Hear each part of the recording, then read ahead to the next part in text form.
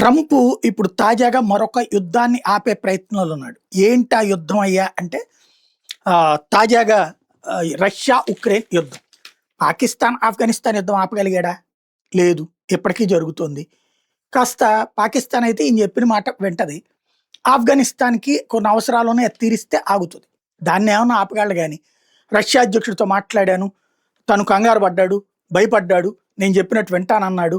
లేపోతే మేము తోమహాక్ క్షిపణులు ఇస్తామన్నాం, అణ్వస్త్రాలు ప్రయోగించగలిగినయి, దాదాపు 2,500 క్షిపణులు ఇద్దాం అనుకున్నాం, అది ఇస్తామనేటప్పటికి ఆపేయండి ప్లీజ్ అని మమ్మల్ని బతిమలాడాడు అనే ఓ పనికిమాలిన కబుర్లయితే చెప్తున్నాడు. రష్యా నువ్వు ఉక్రెయిన్‌కి అది ఇస్తే రష్యా ఊరుకుంటదా?